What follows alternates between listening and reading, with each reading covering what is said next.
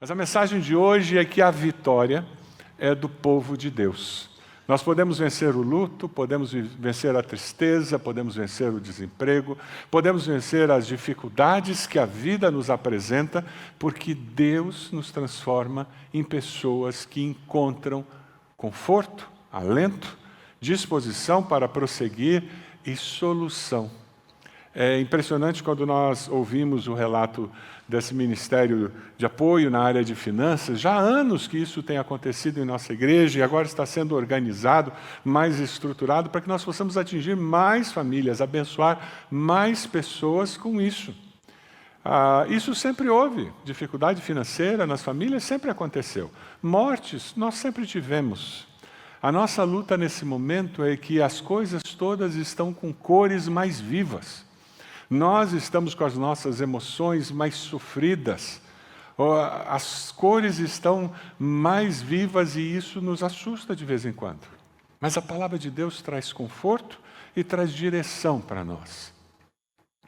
O texto que nós vamos estudar hoje é 1 Pedro 2, de 1 a 9. Eu vou pedir que você abra seu celular, sua Bíblia, e mantenha conectado aí, porque a gente vai retornar várias vezes a esse texto. Se você está na internet, faça isso. Nós também temos acesso ao esboço da mensagem, ou no site da igreja, ou no nosso aplicativo, e você pode acompanhar a mensagem usando o esboço. Quando eu estava preparando essa mensagem, eu me lembrei de uma situação que aconteceu na nossa família. A casa que nós moramos, nós herdamos dos meus pais. Foi o meu pai que construiu aquela casa ali no Jardim Social. E depois que nós herdamos, nós resolvemos fazer uma reforma.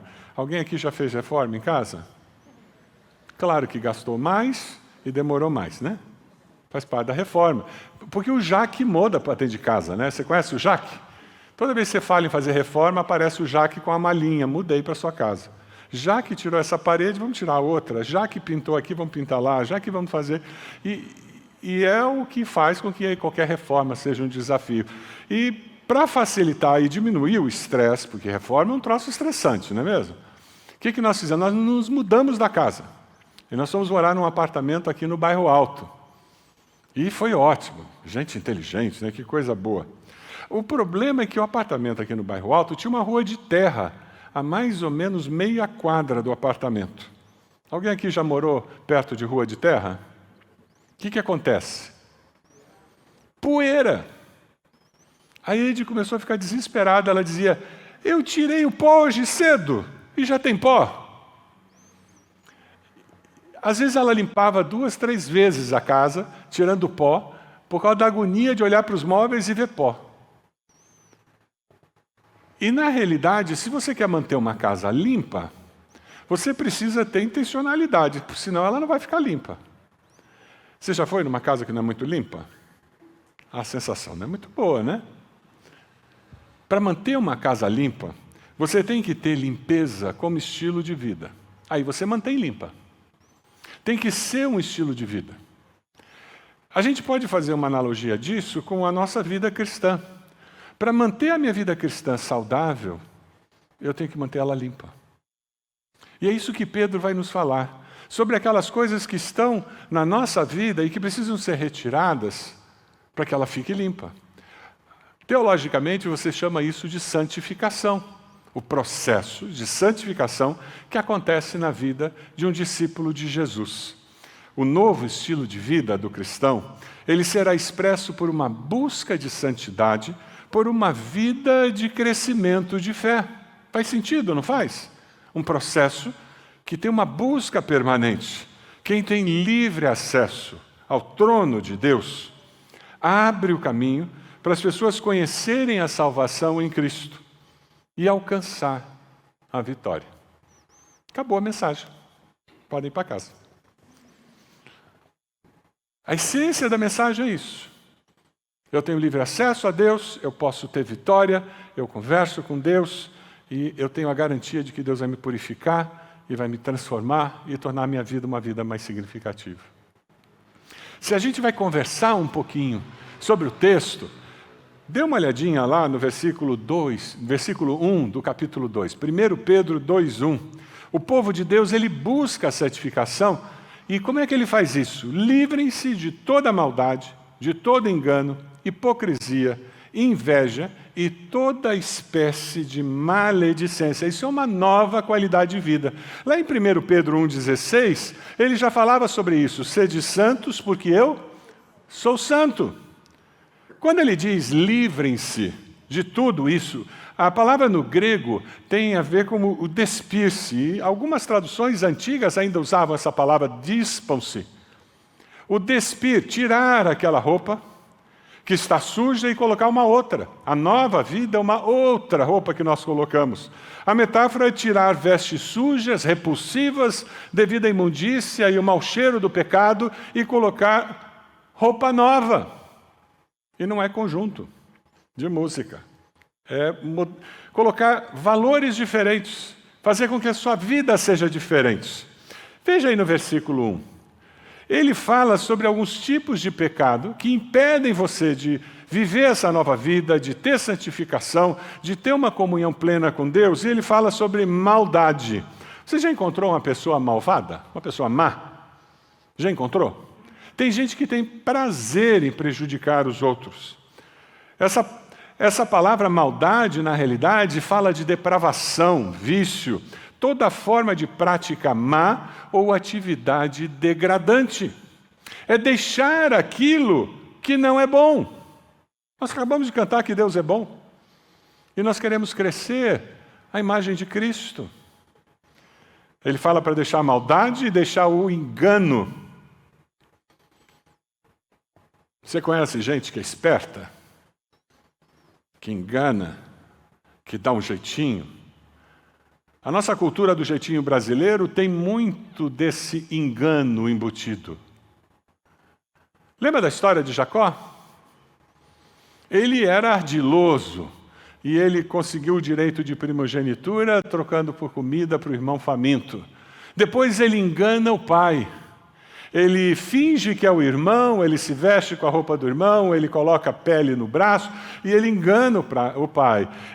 Toda essa capacidade de enganar que ele tinha só trouxe destruição da família, destruição das possibilidades da sua vida, ele teve que fugir. Risco de morte. Quem vive baseado no engano, engana a si mesmo de que está fazendo algo bom. Ele diz para nós abandonarmos a hipocrisia, fingindo ser o que não é. É interessante porque a palavra que está aqui, hipocrisia, é a mesma palavra que mais tarde origina a descrição do que um ator fazia. O que um ator faz? Ele finge ser quem ele não é, ele representa alguém que não é ele. Por isso que surgiu dessa raiz de hipocrisia essa palavra que descrevia o que um ator fazia. Mas tem pessoas que na vida real agem com hipocrisia, com fingimento, pretendem ser o que não são e gastam uma energia emocional absurda para manter essa mentira. Depois vem inveja, e depois de inveja vem maledicência. Será que fake news é maledicência? Uma meia-verdade é uma mentira inteira. Criar fake news e repassar fake news é pecado. Eu estou sendo usado para promover maledicência, informação distorcida, informação que não é verdadeira, difamação. Algumas pessoas caluniam as outras e não percebem, porque estão muito acostumadas a falar dos outros e falar mal dos outros. Você conhece gente que adora falar mal da igreja? Que reuniu é para falar mal da igreja? Tem família que almoça o pastor no domingo. A gente conversando com adolescentes, com jovens, muitas vezes a reclamação de alguns deles é: pastor, a gente vem à igreja, mas no estacionamento da igreja ainda, meu pai já está metendo a boca no que o pastor falou, no que o irmão ciclano fez, aí minha mãe está comentando a roupa da irmã ciclana e daquela outra irmã. Lá em casa, o vir à igreja é só para depois sair falando. Maledicência. Quando você reúne a sua família, vocês conversam sobre coisas que edificam, que são divertidas, que fazem bem para a alma, para a mente. Tem gente que só sabe falar mal do Bolsonaro. Conhece gente assim? E tem gente que só sabe falar bem do Bolsonaro. Conhece gente assim também? Tem mais na vida do que Bolsonaro, do que política. Viva a vida! O que o apóstolo está tentando nos dizer é que existem obras de arte da carne, da nossa natureza pecaminosa, que nos prejudicam, que são como aquela poeira em cima do móvel que não sai, e quanto mais você limpa, mais ela aparece, porque o pecado habita em nós. Lá em Gálatas 5, 19 e 21, ele dá uma lista mais completa. Lembra das obras da carne de Gálatas? As obras da carne são manifestas, vamos ler juntos? Imoralidade sexual, impureza, libertinagem, idolatria, feitiçaria, ódio, discórdia, ciúmes, ira, egoísmo, dissensões, facções e inveja, embriaguez, orgias e coisas semelhantes. Ufa! Tem alguma dessas obras na sua vida? Tem alguma dessas coisas na sua família? A mensagem de hoje é um desafio para que você se liberte disso.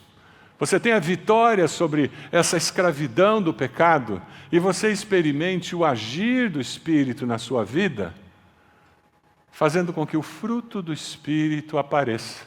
O texto de Gálatas continua nos falando sobre essa nova qualidade de vida. Vamos ler juntos? Mas o fruto do Espírito é amor, alegria, paz, paciência, amabilidade, bondade, fidelidade, mansidão e domínio próprio. É a vitória sobre a inconstância espiritual. Eu não deixo que aquelas coisas determinem como eu vivo, mas eu vou deixar que o Espírito determine como eu vivo, porque o fruto do Espírito surgirá na minha maneira de ser. Dá uma olhadinha em Pedro, versículo 2. Ele fala sobre essas dificuldades, essas obras da carne, e ele faz uma comparação muito interessante. No versículo 2 ele diz: como crianças recém-nascidas, desejem de coração o leite espiritual puro, para que por meio dele cresçam para a salvação, e agora que provaram que o Senhor é o quê? O Senhor é bom. O fruto do Espírito é um reflexo da intimidade com Deus. Cresçam na salvação, busquem o leite espiritual. Nós apresentamos um bebê. No culto das 9 tivemos mais bebês apresentados. É interessante porque nós estamos olhando aquele bebê e daqui a pouco ele vai começar a fazer o quê? Se não derem uma mamadeira para ele, não derem de mamar. Ele vai começar a chorar, porque ele sabe muito bem o que ele quer e ele vai atrás do que ele quer. O que o apóstolo está nos falando é nós buscarmos esse processo de crescimento espiritual com a mesma intensidade que um bebê busca leite. É esse o conceito. Ele usa essa analogia para nos ajudar a entender que leite é alimento. A importância de nós buscarmos alimento. Você tem lido a sua palavra diariamente, você tem gasto tempo com Deus, você tem participado de cultos, você tem participado de momentos em que você se alimenta espiritualmente?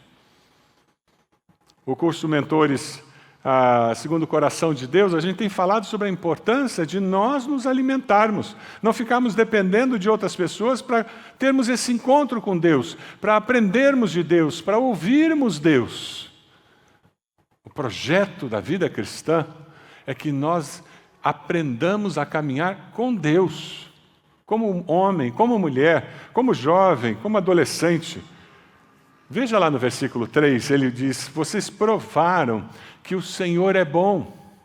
Então agora vocês precisam viver refletindo isso. Aí de novo a gente indo no grego, é muito interessante, porque essa expressão que o Senhor é bom pode ser traduzida, e não poderia numa Bíblia impressa ser essa tradução, mas o grego tem esse conceito de você dizer: o Senhor é delicioso. Por isso que o apóstolo quis dizer: Você está vendo o leite lá do bebê? Você tem que se alimentar como aquele leite, porque Deus é delicioso para você se alimentar. Então saiba que o sabor é bom. Caminhar com Deus é bom. Experimentar a presença de Deus na minha vida é uma coisa muito boa.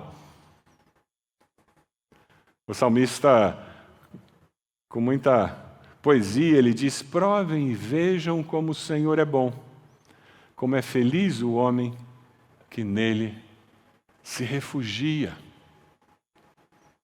Você tem buscado uma vida de santificação, com menos poeira em cima dos móveis da sua vida? Uma vida mais próxima de Deus, em que você abandonou coisas que não agradavam a Deus e se ocupou de coisas que agradam a Deus? Porque o povo de Deus, ele tem uma missão muito clara. Nós somos pedras vivas, é o que o apóstolo vai começar a falar nesse texto. É interessante porque eles construíam os edifícios deles com pedras, uma em cima da outra, diferente de nós. E para manter essa estrutura toda, existia uma pedra que eles chamavam da pedra angular, e todo prédio precisava ter. Era ali embaixo, na esquina, e essa pedra fazia a grande amarração da construção. Essa pedra angular é Jesus. E nós somos as pedras vivas que foram acrescentadas a esse edifício quando conhecemos quem era Jesus e o que ele veio fazer. Cristo se torna o centro da nossa existência e aquele que nos dá estabilidade, segurança, porque ele é a pedra de esquina do edifício. Pedro, a partir do versículo 4, ele diz: à medida que se aproximam dele, a pedra viva, Jesus, rejeitada pelos homens, mas escolhida por Deus e preciosa para ele, vocês também estão sendo utilizados como pedras vivas, na edificação de uma casa espiritual, para serem sacerdócio santo, oferecendo sacrifícios espirituais agradáveis a Deus, por meio de Jesus Cristo. Pois assim é dito na Escritura: eis que ponho em Sião uma pedra angular, escolhida e preciosa, e aquele que nela confia jamais será envergonhado. Nesse texto nós encontramos algumas características muito importantes da Igreja de Cristo. Não da instituição, eu estou falando do corpo de Cristo, da igreja orgânica. A igreja orgânica é comunidade, ela vive comunidade, ela se ampara, ela se ajuda, ela se exorta, ela se estimula, porque ela é comunidade. E você está fazendo parte de comunidade.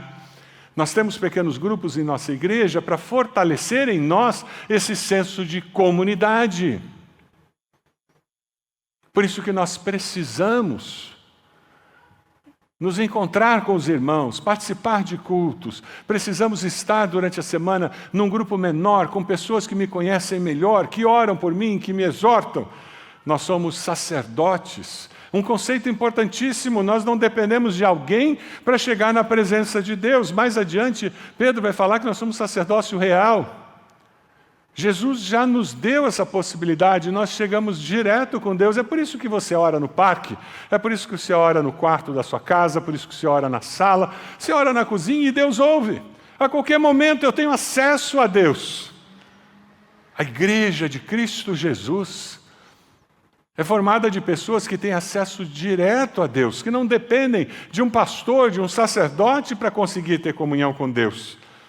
E essa igreja, ela anuncia as virtudes de Deus para aqueles que ainda não o encontraram. Ela tem uma missão, ela tem um propósito muito claro dado por Deus.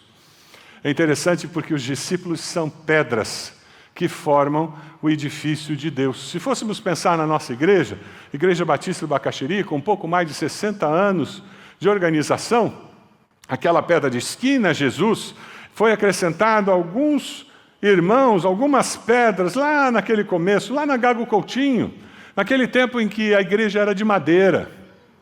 E na secretaria nós temos uma foto desse templo de madeira.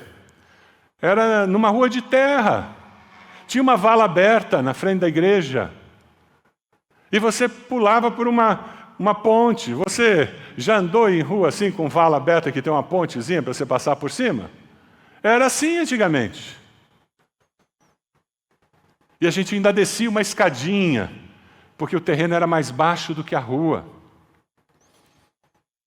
Quem conheceu o Bacaxeri sabe que o prédio antigo nosso tinha um andar embaixo e tinha o andar da rua, aonde tinha o salão de cultos. A igreja foi formada há 60 e poucos anos, aquelas pedras, e ao longo dos anos foram sendo acrescentadas pedras, percebe? Hoje tem essas pedras que é você, pastor Edmilson, essas pedras que é o Werner, pedras que estão sendo acrescentadas por Deus a esse grupo. E essa parede, esse edifício espiritual, serve de testemunho para quem? Para a sociedade. Aquele povo vive bem, vive em paz. Aquele povo abençoa a cidade. Mais de 70 toneladas de mantimentos apenas, fora material de limpeza e outras coisas, que você, como igreja do Bacaxeri, tem espalhado pela cidade. Quantas casas de recuperação têm recebido cesta básica porque nós temos contribuído? Quantos hospitais têm sido visitados pelo projeto Ancorar porque você tem feito parte disso? Esse prédio é construído e ao longo dos anos Deus vai colocando mais pedras. E o testemunho, a fé daqueles membros fundadores da IBB são pedras vivas sobre as quais essa igreja está construída. Faz sentido? Nós temos que ter gratidão a Deus e dizer: Deus, eu quero fazer parte desse seu projeto. Eu quero abençoar a cidade, eu quero abençoar nosso estado, nosso país, porque nós somos um edifício vivo. É um corpo vivo de Jesus. Lá em 1 Pedro, no versículo 7, ele diz: portanto, para vocês, os que creem, esta pedra é preciosa, mas para os que não creem, a pedra que os construtores rejeitaram tornou-se pedra angular, e pedra de tropeço e rocha que faz cair. Os que não creem tropeçam, porque desobedecem a mensagem para os que também foram destinados. É o conceito de Isaías 8,14, quando nós vemos que a maioria dos judeus rejeitam aquela pedra, porque na expectativa deles, eles queriam mais, muito mais do que um Cristo que vinha como servo sofredor. Eles esperavam um Cristo guerreiro, para conquistar e acabar com o jugo dos romanos. E eles rejeitaram essa pedra. Para muitos, Jesus se torna condenação, porque eles rejeitam Jesus. Por causa das suas filosofias, seu pensamento, sua autossuficiência, mas graças a Deus, para outros, Jesus é salvação, pois eles encontram o amor de Deus revelado na pessoa de Cristo Jesus. Você é uma pedra no edifício de Deus? Você já assumiu um compromisso com Deus, dizendo: Deus, eu quero fazer diferença nessa sociedade, na minha família, porque eu quero viver segundo os princípios que o Senhor tem. Eu quero me santificar, eu quero abandonar aquilo que não pertence à vida nova. Eu quero viver a nova vida com o fruto do Espírito. E daí nós passamos ao versículo 9, em que ele reafirma essa verdade de sermos geração eleita, sacerdócio real, nação santa, povo exclusivo de Deus, para anunciar as grandezas daquele que os chamou das trevas para a sua maravilhosa luz. A igreja é povo de Deus. Deus tinha um pacto com Israel e nós vivemos agora. Lembra quando a gente celebra a ceia do Senhor, em que tomamos o cálice e falamos que é o novo pacto?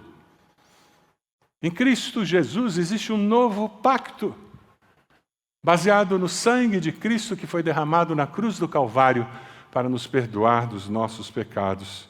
Nós somos geração eleita. Em Cristo é oferecida uma nova e íntima relação com Deus. Nós podemos desfrutar desse novo pacto, desse novo momento com Deus. Sacerdócio real. Lá na cabeça daqueles judeus que estavam lendo a carta de Pedro, a ideia de sacerdote para eles era muito clara. Ele trabalhava no templo, ele tinha várias responsabilidades, ele oferecia sacrifícios. O judeu, quando saía de casa, ele ia para o templo, ele levava um novilho, levava uma ovelhinha, ele levava um pássaro, uma pomba, porque alguma coisa ele tinha que oferecer no templo, dependendo da condição financeira. Era isso que ele fazia. E aquele sacerdote tinha o sumo sacerdote, que era o principal deles. Ele entrava uma vez por ano naquele Santo dos Santos, um lugar separado, onde tinha a arca do Senhor, e tinha um véu muito grande, que na realidade não é um véu transparente como a gente imagina, mas um véu grosso, dessa grossura, tecido. E ele separava aqueles dois ambientes. Esse sumo sacerdote, quando entrava ali, era tão perigoso ele morrer se ele não estivesse santo, o que acontecia é que amarravam no pé dele uma corda, e na beirada da roupa dele tinha uns guizos, para o pessoal saber que ele estava se movimentando lá dentro, e se ele caísse, se ele fosse morto, eles puxavam pela corda, porque ninguém poderia entrar para pegar o corpo dele. Aquele lugar separado, nós encontramos um relato em Mateus, da morte de Jesus, que diz: depois de ter bradado novamente em alta voz, Jesus entregou o Espírito. Naquele momento, o véu do santuário rasgou-se em duas partes, do alto para baixo. A terra tremeu e as rochas se partiram. Aquele véu que separava não separa mais, acabou, foi retirada, a entrada agora é livre. Você pode entrar no Santo dos Santos, na presença de Deus, através de Cristo Jesus. Aleluia! Essa é a grande beleza do Evangelho. Não depende do que eu fiz ou do que eu vou fazer, depende do que Jesus fez. Quando Ele morre naquela cruz, pelos seus pecados, Ele dá acesso livre e restrito para os seus discípulos à presença de Deus. Nesses dias de luto, de luta, esses dias de dor, de tristeza, esses dias de ansiedade, preocupação, eu quero convidar você a ir até a cruz e depositar tudo isso que passa pela sua mente, pelo seu coração.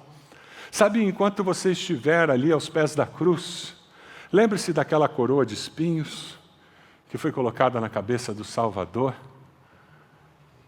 Pense um pouquinho naqueles cravos que perfuraram as suas mãos. Pense um pouco naquela lança que perfurou o seu lado. Pense no cansaço, na dor, a dor de ter se tornado pecado por nós, por ter morrido pelo meu pecado, pelo seu pecado. Derrame a sua alma diante do Salvador. E você vai encontrar alento, conforto. Não tenha medo de falar o que você pensa. Recentemente eu conversava com alguém dizendo: você está bravo com Deus? E a pessoa disse: eu estou revoltada com Deus. Eu disse: você já disse isso para Deus? E a pessoa ficou me olhando. Eu disse: uma que Deus já sabe que você está revoltada, e outra que Ele está esperando você se debater e dizer para Ele da revolta do seu coração, para Ele poder pegar você no colo. Porque enquanto você não for a Ele, Ele não vai avançar o sinal, Ele não vai atravessar na sua frente e intervir sem que você o busque. Porque quem busca, encontra. Eu disse para aquela pessoa: fale para Deus da sua tristeza. Fale que você não entende. Você não sabe os porquês. Diga para Ele. Ele não tem medo das nossas perguntas. Deus tem resposta de tudo. Pode ser que Ele não dê a resposta para você, mas Ele sabe. E como nós cantamos, porque Ele é bom, quando eu tenho essa certeza, é como um farol que ilumina as circunstâncias da minha vida e me ajuda a ver melhor o que está acontecendo ao meu redor. Mas eu tenho que ter essa certeza de que Deus é bom. E eu só vou experimentar o fato de que Deus é bom se eu buscar a Deus, se eu for até os pés da cruz, se eu derramar a minha alma ali. Eu vou descobrir que Ele vai me pegar no colo. Ele vai me acalentar. Ele vai me acariciar e dizer: calma, minha filha. Calma, calma. Eu estou com você. Ele vai confortar. Ele vai garantir que eu e você sintamos segurança da presença dEle. Ele vai nos relembrar de quem nós somos. Povo exclusivo de Deus, nação santa. A sua identidade tem que estar baseada no Deus que você tem. E não do que você pode fazer, não na sua família, não nas suas habilidades, não na sua condição financeira, mas em quem é o meu Deus. Quando eu sei que eu sou propriedade exclusiva de Deus, eu pertenço a Deus, eu fui criado à imagem e semelhança de Deus, tudo começa a ter um sentido diferente. Existe uma segurança que vem disso, uma certeza de que Deus está no controle. Existem objetos que se tornam extraordinários por causa da história que eles refletem. Alguns anos atrás eu fui na Alemanha e um membro da nossa igreja que morava lá tinha um pedaço do Muro de Berlim. Graças a Deus ele me deu. Vai aparecer aqui. Eu fiz um quadro. É um pedacinho do Muro de Berlim. Tem um significado tremendo. Para a minha geração, então, que viveu a Guerra Fria, aquele muro cair, nossa, que coisa incrível. Aquele é um pedaço de muro. Mas ele adquire um valor especial por causa da história que ele representa. Muitas vezes o objeto tem muito valor por ter pertencido a alguém. Eu trouxe aqui essa espada. Essa espada, ela é de 1883. Essa espada lutou na Guerra do Paraguai. Ela pertenceu ao meu trisavô. Ele morreu na Guerra do Paraguai. Ele era almirante e o navio dele naufragou. E recuperaram a espada e entregaram para a esposa, a viúva. Essa espada tem um valor histórico, ela é muito antiga, mas o valor maior dessa espada é porque pertenceu ao meu trisavô. E isso deu valor para ela. Sabe, muitos museus têm coisas que têm valor porque elas pertenceram à figura da história, pertenceram a um grande estadista, a um grande mestre. Na verdade, você tem valor porque você pertence ao grande Deus. Você tem valor porque você é propriedade exclusiva dele. Aquele bebezinho que nós apresentamos hoje foi gerado no ventre da mãe por esse Deus, que já dali amava com amor incondicional. Descobrir o amor de Deus e saber que as misericórdias de Deus se renovarão sobre a nossa vida todas as manhãs, muda a nossa história. Eu tiro o pó da minha vida. Eu deixo que o Espírito produza o fruto do Espírito em mim, porque eu pertenço a esse Deus. Eu tenho certeza que eu vou vencer, que eu vencerei as adversidades que a vida trará, porque eu sei que eu não estou sozinho, eu pertenço a esse Deus. Santificação é eu me entregar a esse Deus e me envolver nesse processo de conhecê-lo cada dia mais, de uma forma mais íntima. Eu queria convidar você a baixar sua cabeça e fechar seus olhos agora, porque eu queria perguntar a você se você já entregou sua vida a esse Deus. Se você tem uma relação íntima com Ele. Se você já se arrependeu dos seus pecados e confessou Jesus como Senhor e Salvador da sua vida. É uma decisão simples que transforma a minha percepção da vida. Eu queria convidar você a fazer uma oração, onde você está. E nessa oração você vai confessar Jesus como Senhor e Salvador. Você pode fazer isso? Diga assim: Senhor meu Deus. Fale isso para Deus. Eu confesso que eu sou pecador, sou pecadora. Eu te peço perdão dos meus pecados.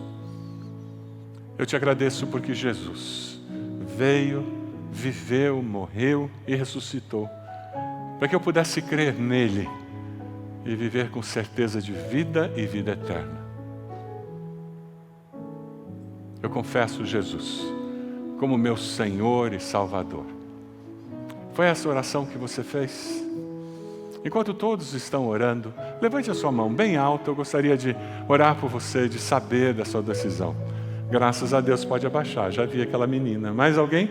Levante sua mão. Onde você está? Dizendo, graças a Deus ali atrás. Já vi. Pode abaixar. Deus abençoe. Mais alguém? Levante sua mão onde você está, dizendo: pastor, eu fiz essa oração. Eu quero ter uma relação íntima com Deus assim. Eu quero caminhar com Jesus. Lá atrás já vi, graças a Deus. Pode abaixar. Mais alguém?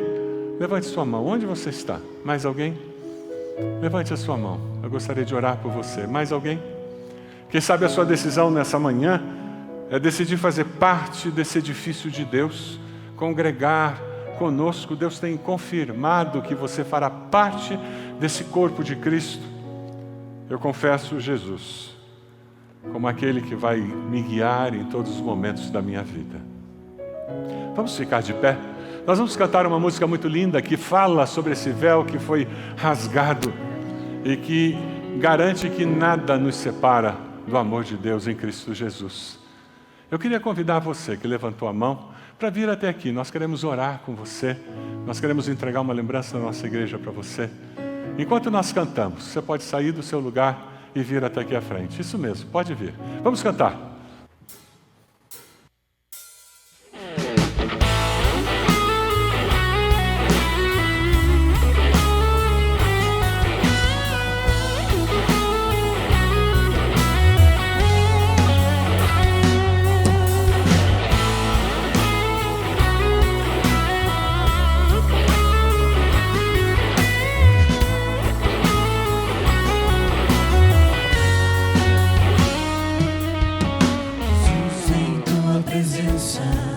Reunimos-nos aqui, contemplamos tua face e rendemos-nos a ti, pois um dia tua morte trouxe vida a todos nós e nos deu completo acesso ao coração do Pai. O véu que separava já não separa mais. A luz que outrora apagada agora brilha e cada dia brilha mais. Só pra te adorar e fazer teu nome grande e te dar o louvor que é devido. Estamos nós aqui. Mais alguém gostaria de tomar essa decisão? Temos vários irmãos e irmãs que vieram aqui à frente. Nós vamos cantar mais uma vez esse cântico. Deus está falando com você, Deus está desafiando você a tomar um compromisso, a fazer um compromisso conosco. Venha até aqui, nós queremos orar com você, queremos abençoar a sua vida. Vamos cantar mais uma vez, vamos lá. Jesus, em tua presença, reunimos-nos aqui, contemplamos tua face e rendemos-nos a ti, pois um dia tua morte trouxe vida a todos nós e nos deu completo acesso ao coração do Pai. E o véu que separava já não separa mais. A luz que outrora apagada agora brilha e cada dia brilha mais. Só pra te adorar e fazer teu nome grande e te dar o louvor que é devido. Estamos nós aqui. Vamos orar? Senhor, nós queremos te dar graças pela vida que nós encontramos em Cristo. Te dar graças porque o Senhor nos ama e nos aceita e o Senhor nos ensina novos caminhos a cada dia. Te damos graças porque fazemos parte de uma comunidade que busca o Senhor, que cresce junto na presença do Senhor. Ó Deus, nós oramos por essas pessoas que estão aqui à frente, tomando uma decisão ao lado de Cristo. O Senhor conhece a decisão de cada uma delas. pedimos que o Teu Santo Espírito esteja confirmando e que elas possam contar a outros tudo que o Senhor tem feito na vida delas. Ó Deus, que nós possamos sair daqui com esse desafio nos nossos corações, de contarmos para as pessoas o que o Senhor tem feito por nós, como o Senhor tem agido em nós, em toda essa circunstância desses tempos que nós vivemos. Graças ao Senhor, nós te louvamos, porque o Senhor está sempre conosco. Louvado seja o nome do Senhor. Abençoa-nos, Senhor, com a Tua graça, com a Tua bondade, com a Tua misericórdia. Nós oramos no nome precioso de Jesus. Amém, Senhor.